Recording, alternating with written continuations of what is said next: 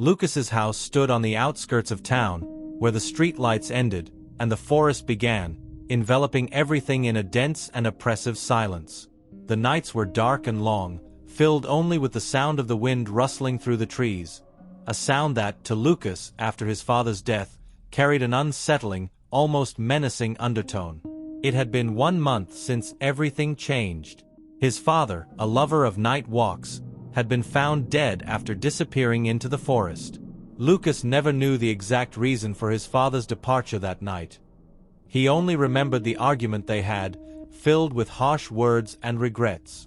Since then, Lucas had been living with a profound sadness, coupled with a guilt that gripped his chest like an invisible chain. That night, he was lying in bed, trying to calm his restless thoughts, when he heard something that made him hold his breath. It was an almost imperceptible sound, a whisper coming from outside his bedroom window. "Lucas," the voice was low, almost a murmur carried by the wind. He got up, hesitant, and walked to the window. The darkness outside was impenetrable, broken only by the pale glow of the moon. Slowly, he opened the window, trying to pinpoint the source of the call. The sound came again, now clearer, and a chill ran down his spine. "Lucas." The tone was gentle but familiar, and the familiarity disturbed him. The voice resembled his father's, but how could that be? He quickly shut the window, his heart pounding. Lucas forced himself to think it was just his imagination, a trick of his restless mind. After all, ever since his father's death, he had felt strange, almost disoriented, as if something was wrong, but he couldn't grasp what. He returned to bed, but sleep wouldn't come. The voice echoed in his mind, soft and distant, and he began to wonder if what he had heard was real. Perhaps, he thought, he was clinging to memories he hadn't yet processed. But that voice, that familiar near call, felt so real. When he finally fell asleep, it was almost dawn. In his dreams, the forest shadows wrapped around him, and he saw a figure standing among the trees, just watching him. He couldn't see the face, but he felt a familiar presence. When he woke up, he could still hear, in some corner of his mind, the echo of that voice calling his name. In the days that followed, Lucas tried to ignore what he had heard that night, but the memory of the voice at the window seemed to take root in his mind, returning whenever silence enveloped him.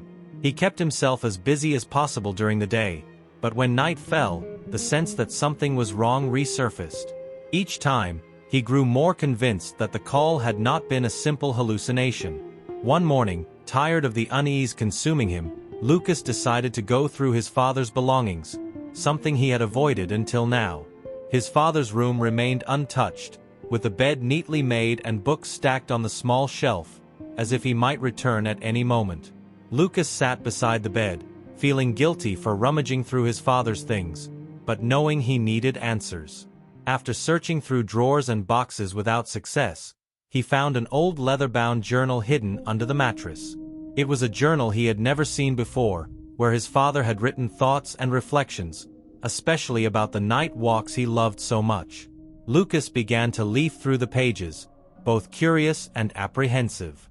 The early entries spoke of the peace his father felt walking in the forest at night, how the silence helped clear his mind. Lucas almost felt relieved reading this, thinking it might simply be a matter of personal preference. But as he read further, the notes grew stranger. "Last night, I heard something among the trees." One entry read, dated a few months before his death. "A voice. I don't know how to describe it. It's familiar, yet strange. I think I'm hearing things, but part of me wants to go back to see where it's coming from." Lucas felt a chill. The voice his father mentioned was identical to the one he had heard at the window. He continued reading, his hands trembling. In the following entries, his father described how the voice repeated on different nights, always calling his name, always leading him deeper into the forest. The final entry, written just a week before his disappearance, sent a shiver through Lucas. "Tonight, I will find out what this voice wants from me. I can't ignore it anymore. It's almost as if it's inside me, calling from a distant place, leading me to something I need to understand. I hope, somehow, it brings me peace." closing the journal, Lucas felt the weight of his father's words settle on his chest. Not only had he heard the voice, but the same presence that had called his father was now calling him. It was impossible to ignore the pattern. The voice that his father had described was now seeking him, as if it were his turn to follow the same dark path. During the nights that followed, Lucas tried everything to avoid approaching the window. He closed the curtains and forced himself to sleep, but the voice persisted. Each call sounded louder, and he could swear it came closer to his ear each night. One morning, after another restless night, Lucas realized he couldn't ignore what was happening much longer. If the same force that had taken his father was now after him, he would have to find out what it was before it was too late. That night, the voice at the window seemed more insistent, as if it wanted to break through the barrier Lucas had built to protect himself. He tried to ignore the call, but the sound was clearer than ever, softly resonating in the darkness of his room like a familiar yet disturbing memory. Lucas. The sound slipped through the silence of the night, soft and insidious. Reluctantly, he approached the window and peeked through the curtain. Outside, the forest loomed like a dark sea of shadows swaying in the wind. A chill ran down his spine. Although part of him wanted to retreat and ignore everything, another deeper, unsettling part pushed him to open the window and listen more closely. When he opened the window, the cold night air hit him, and for a moment, the silence was absolute. Then he saw it, between the trees, a dark figure, almost indistinguishable from the rest of the landscape. It seemed to be waiting patiently, watching him, and Lucas couldn't look away. The figure moved, stepping closer, and the voice sounded again, now more clearly and resembling his father's. "Lucas, come." The impulse to go outside and follow it began to grow within him, pulsing in his mind like an irresistible desire. He knew the figure wasn't his father, but the familiarity of the voice made him hesitate.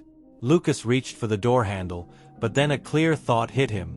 What if this presence was the same one that had taken his father that night? His heart pounded, and fear mixed with fascination kept him rooted to the spot. Yet a part of him yearned to know what was happening, to understand why he was being called by such a seductive yet terrifying voice. The figure stopped, still at a distance, and for a brief moment, it seemed to dissolve into the shadows. Lucas thought he was dreaming or hallucinating, but when he blinked, the figure reappeared, a little closer, mimicking his movements. The fear began to morph into a strange sense of familiarity, as if that presence were a part of him, something forgotten. However, an intense dread overwhelmed him, and he knew he shouldn't give in. Slamming the window shut, Lucas stepped back, trying to convince himself that he still had control. But the voice continued, low, like an eternal whisper echoing in his mind. He returned to bed, but his breathing was ragged. Even after closing the window, the presence outside seemed to wait patiently, certain that he wouldn't resist for long.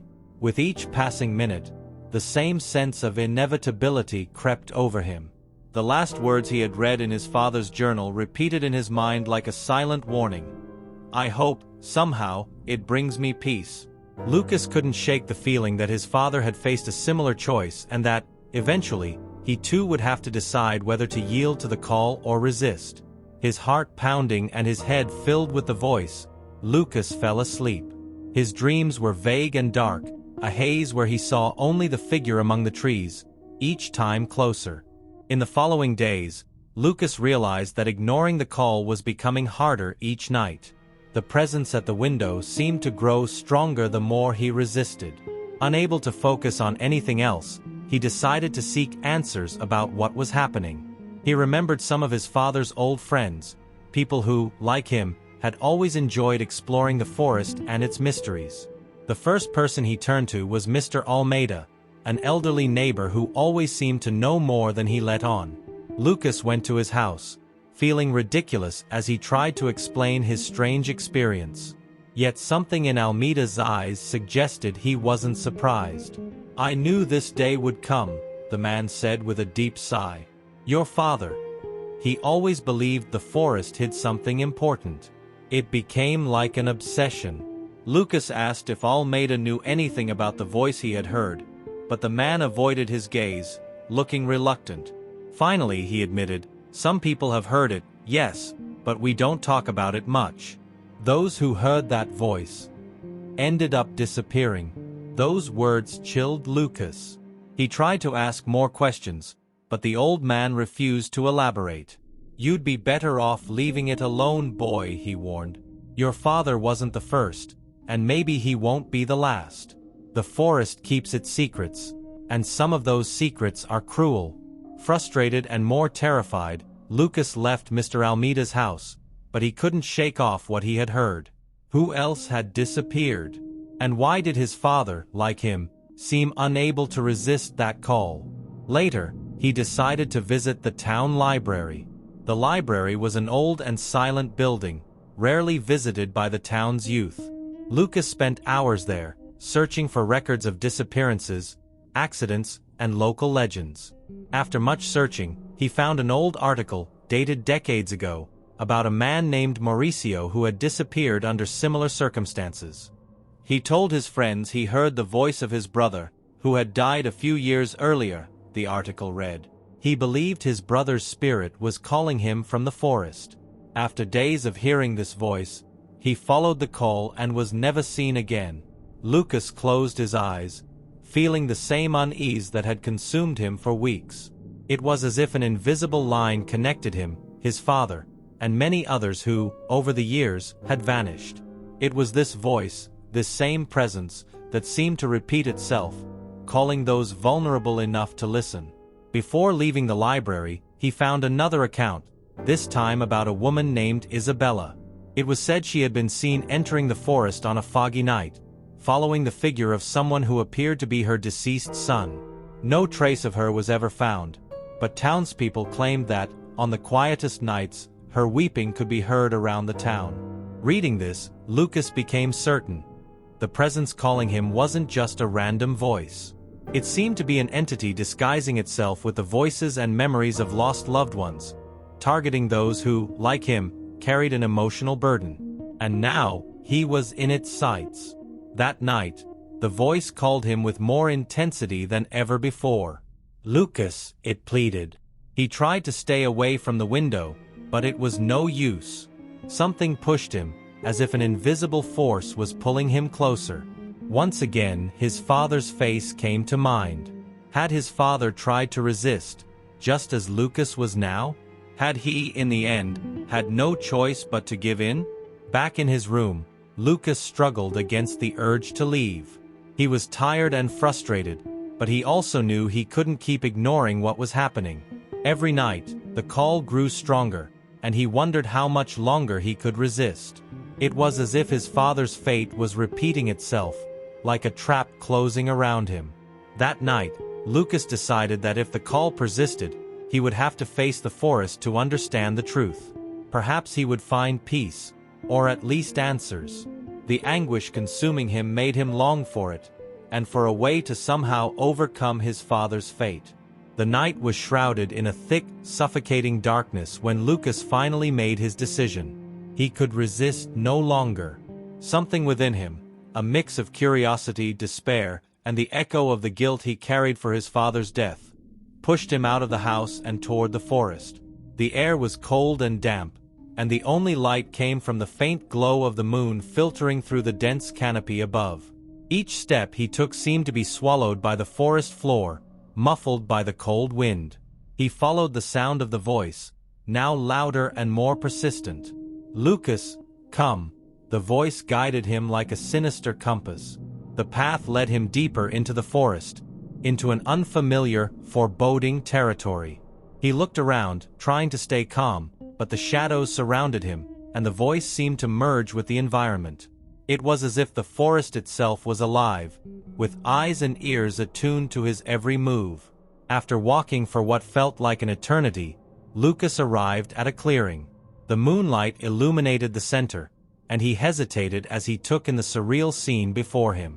In the middle of the clearing stood a figure, a silhouette that seemed all too familiar.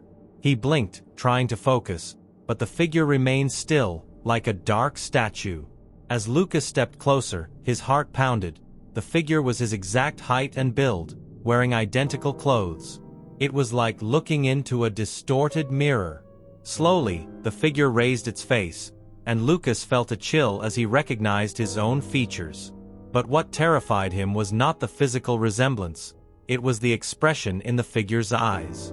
They were empty, hollow, reflecting every fear and regret he had tried to bury. The figure began to speak, and the voice that came out was his father's. "You never had a choice, Lucas. Just like I didn't. This place calls to us because it knows what we hide. It's an inevitable fate." Confused and with his chest tightening, Lucas tried to respond, but the words caught in his throat. He was paralyzed, as if the presence before him had the power to steal his voice. The figure then began to circle him slowly, its empty gaze fixed on Lucas as if observing every hidden thought. "You carried guilt that was never yours," the figure whispered. "But you never let go of the fear. The fear that this voice was the same that took him away." Lucas felt tears well up in his eyes. He remembered that fateful night, the argument with his father, and the cruel words he had spoken. Part of him believed his father had left to cool off because of their fight. The guilt consumed him, and the figure before him seemed to reflect everything he had suppressed. "Do you know why I left that night?" the voice continued. It was as if his father was speaking directly to him. "It wasn't because of you. It was because this voice called me, just as it's calling you now." Lucas tried to look away, but it was impossible. The figure smiled a dark, knowing smile, as if satisfied to see him crumble under the weight of his own weaknesses. It became more real with each passing second, less a shadow and more a tangible presence. Suddenly, the voice of the figure changed, now adopting Lucas's own tone, as if he were speaking to himself. "You know you can't escape, Lucas. You're destined to follow the same path." The tension was unbearable, and he felt his body frozen in place. For a brief moment, he considered giving in, letting the presence consume him and lead him to a dark fate. But amidst the fear, something within him resisted.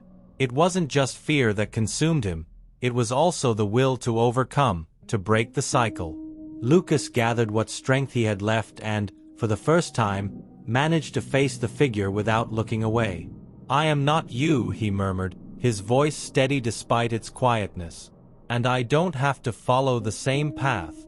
As he spoke those words, he felt the figure begin to fade, as if losing its power. The whispering among the trees diminished, and in the silence, he realized he had resisted, for that night at least.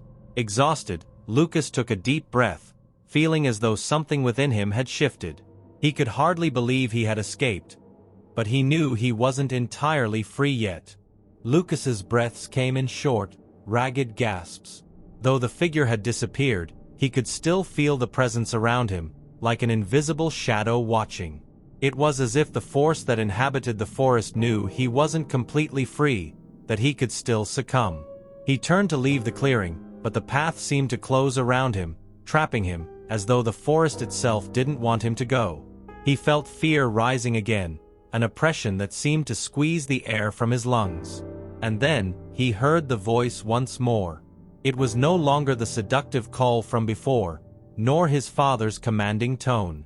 It was his own voice, whispering faintly, filled with resignation. "You have to accept it, Lucas, or you'll be next. You can't run from who you are." Those words hit him like a blow.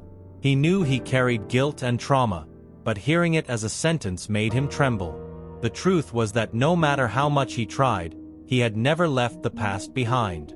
The argument with his father, the regret, the feeling of being responsible for that loss, all of it had kept him trapped, like an invisible web he couldn't break free from. And now, the forest, or whatever that presence was, seemed to know it. Lucas felt that this was the final test. If he couldn't break the cycle, he would be consumed, just as his father had been. He knelt in the clearing, exhausted and mentally shattered, and closed his eyes. He took a deep breath, trying to gather the strength to face the pain that had haunted him for so long. He realized that the only way to move past it was to accept that his father's death wasn't his fault, that the choice to leave that night had been his father's alone. whispering a soft "I'm sorry" to the wind. It was as if an invisible chain snapped. He felt the forest around him grow quiet, as if the presence that had pressed down on him finally received the answer it had been waiting for. It was as if it had only wanted this, a moment of redemption, of accepting his own vulnerability. For a moment, the clearing seemed to light up with a pale, serene glow. Lucas opened his eyes and felt something inside him change.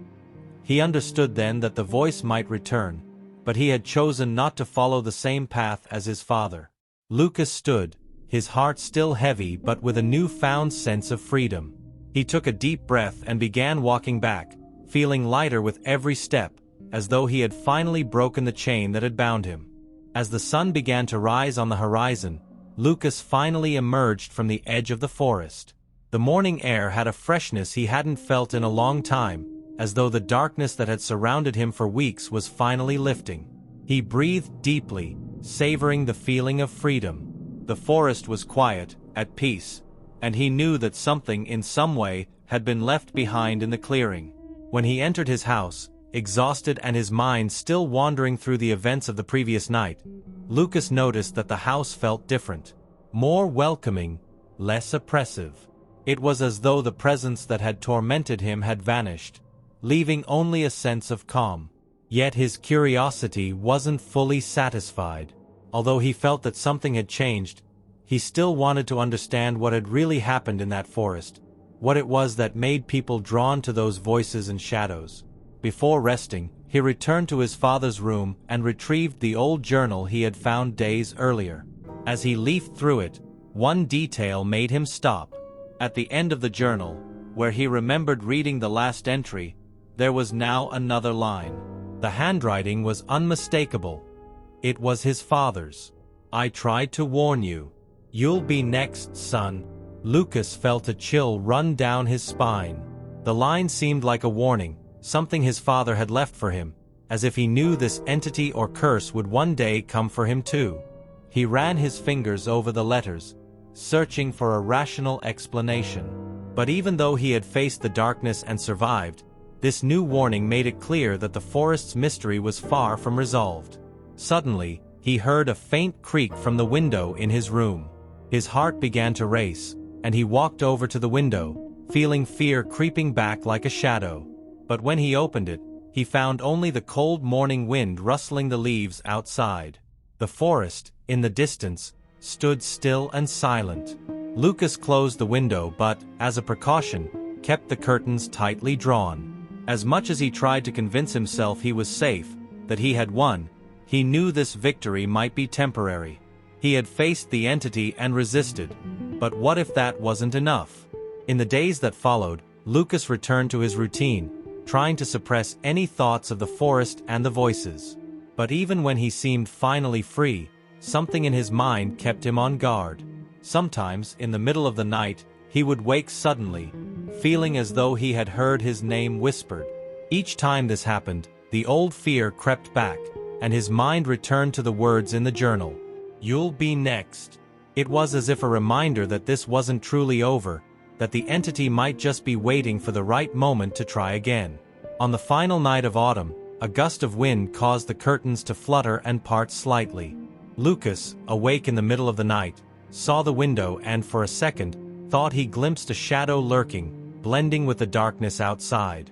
But he took a deep breath, firmly closed the curtains, and this time, refused to give the call his attention. He knew that as long as he remained steadfast, the voice would stay distant, reduced to a faint echo, part of a mystery that might never be fully solved. Lucas lay down and closed his eyes, feeling the weight of the night around him but also an unprecedented peace. He knew the silence was fragile and that, someday, the voice might try to call him again. But now he was ready. And this time, he wouldn't be afraid.